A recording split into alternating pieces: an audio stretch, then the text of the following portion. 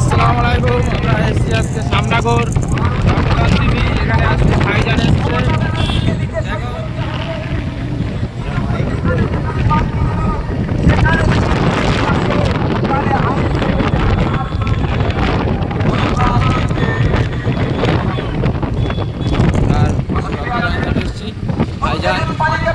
ভাইজান আমরা যদি ভোটকে বিজেপিকে নিয়ে আসার চেষ্টা করি তাহলে কি আমরা এগ্রিমেন্টে সই করব? ভাই আমাদের মুখে বল আছে, আমরা এগ্রিমেন্টে সই করতে রাজি আছি।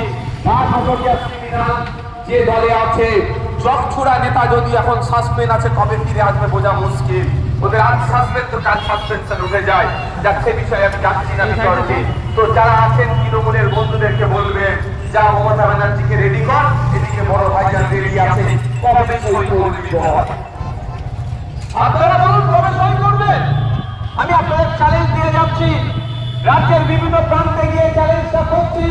তৃণমূলের বন্ধুরা অনেক কবে সমালোচনা আলোচনা করে, কিন্তু এই কথা নিয়ে ওরা মুখ খুলছে না। তাদেরকে চ্যালেঞ্জ করেছি যে দম থাকে যদি, সত্যিকারের অর্থে যদি তৃণমূল বিজেপির বিরুদ্ধে লড়াই করতে চায়, সত্যিকারের অর্থে যদি তৃণমূল চাই পশ্চিম বাংলা থেকে বিজেপি নিশ্চিহ্ন হোক, তাহলে আসুন এগ্রিমেন্ট পেপারে সই করুন। জীবন দিয়ে বিজেপিকে আটকাবো, জীবন দিয়ে দেবো, বাংলায় বিজেপিকে আসতে দেবো না। তাই তো নাকি? যদি আমার জান চলে যায় আমি বিজেপিকে আটকাতে রাজি আছি। কারা কারা আমার সাথে সহমত? তোমরা সহমত তো নাকি? সহমত তো নাকি? তাহলে আমাদের কোনো অসুবিধা আছে এগ্রিমেন্টে সই করতে? আমাদের জন্য যদি বিজেপি আসে, তৃণমূল যা শাস্তি দেবে আমরা মেনে নেবো তো নাকি? আর সে এগ্রিমেন্ট পেপারে সই থাকবে। যদি যেখানে যেখানে তৃণমূল প্রার্থী দেবে, যদি বিজেপি আসে, তাহলে আইএসএফ যে শাস্তি দেবে তাদেরকেও মেনে নিতে হবে। আমি চ্যালেঞ্জ করে যাচ্ছি, এগ্রিমেন্টে সই ওরা করবে না। কারণ মমতা ব্যানার্জি ভালো করে জানে, যদি বিজেপিকে আটকানোর জন্য আমার বুকে বল আছে নওশাদ সিদ্দিকীর, সেই জন্য বলছি জীবন দিয়ে হলো বিজেপিকে আটকাবো। মমতা ব্যানার্জির ওই সাহস নাই। তার দলের নেতারা, ভাই ভাইপো দলের নেতারা দুর্নীতি করতে করতে গলা পর্যন্ত পৌঁছে গিয়েছে। যদি এই ধরনের আটকানোর চেষ্টা করে, তাহলে ভাই ভাইপো দলের লোক তো তিহার জেলের ভাত খাবে। তাহলে ওদের ভাই ভাইপোকে বাঁচানোর জন্য তিহার জেলে না যায়, আপনার ভাই ভাইপোগুলোকে ধ্বংসের দিকে ঠেলে দিচ্ছে। তাই আমাদেরকে জাগ্রত হতে হবে, সজাগ হতে হবে। তৃণমূলের ফাঁদে পা দেওয়া যাবে না। কারণ আপনারা, আমি ভালো করে জানি, বিশেষ করে আমার বাপের বয়সী যারা আছেন তারা ভালো বলতে পারবে 2011 সালের আগে বিজেপি বলে কিছু ছিল? এই বিজেপি বলে কিছু ছিল? আপনাদের হাতে সবার ইন্টারনেট, ভাঙড় বিধানসভায় দেখুন সার্চ করে। 2006 সালের ভাঙড় বিধানসভার আপনি তথ্য পাবেন, তুলে দেখুন ওখানে বিজেপি কটা ভোট পেয়েছে।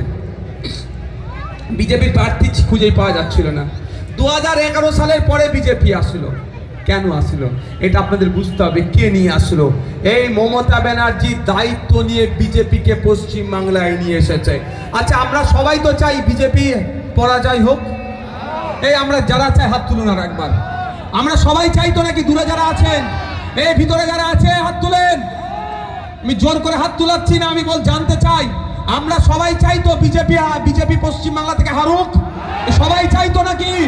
যদি প্রয়োজনে আমাদের জীবন দিতে হয় আমরা দেবো তো নাকি? বিজেপি নামক সাম্প্রদায়িক দলকে হারাতে হবে তো নাকি ভাই? হারাবো আমরা। কিন্তু আপনি বলুন কিভাবে হারাবেন? কিভাবে হারাবেন? আপনি বিজেপির কর্মীকে ধরে মারবেন? এটা অন্যায় হবে। এটা সংবিধান আপনাকে রাইট দেয়নি। আপনি কি করতে পারেন? বিজেপির বিরুদ্ধে ভোট দিতে পারেন, বিজেপির বিরুদ্ধে স্বাধীনতা বজায় রেখে বক্তব্য দিতে পারেন, বিজেপি যে সাম্প্রদায়িক কথাবার্তা বলছে ধরে জেলের মধ্যে রাখতে পারেন। নওশাদ সিদ্দিকী পারবে ধরে জেলে রাখতে? রাখবে কে? মমতা ব্যানার্জি। আর আমরা কি দেখলাম? এই দেখুন না, আজকে তো এখানে চানা মোটর বিক্রি করছিল, এর মধ্যে ঢুকে দাঁড়িয়েছি না? ওরা আমি জাত দেখার চেষ্টা করেছি, ও কোন জাতের কোন বর্ণে দেখার চেষ্টা করেছি কি? পেটের জ্বালায় এসছে। যদি এখান থেকে ওর দিনে 300 টাকা ইনকাম হয়, যদি 300 টাকা ইনকাম হয়, এটা ভালো না খারাপ ভাই? ভালো তো। কিন্তু আপনারা কি দেখলেন? ব্রিগেডের ময়দানে যেখানে গীতা পাঠ হচ্ছিল, ওখানে একজন মানুষ, শুধু মুসলমান নয় ভাই, শেখ রেজাউল নয়, শ্যামল মুন্ডাও মার খেয়েছে।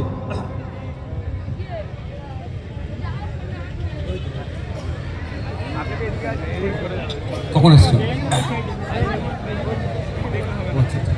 ওখানে শেখ রেজাউল নয়, শ্যামল মন্ডলও মার খেয়েছে, মাথায় রাখবেন। গুলিয়ে দেওয়ার চেষ্টা হচ্ছে। এই বিজেপি শুধুমাত্র মুসলমানের বিরুদ্ধে নয়, এই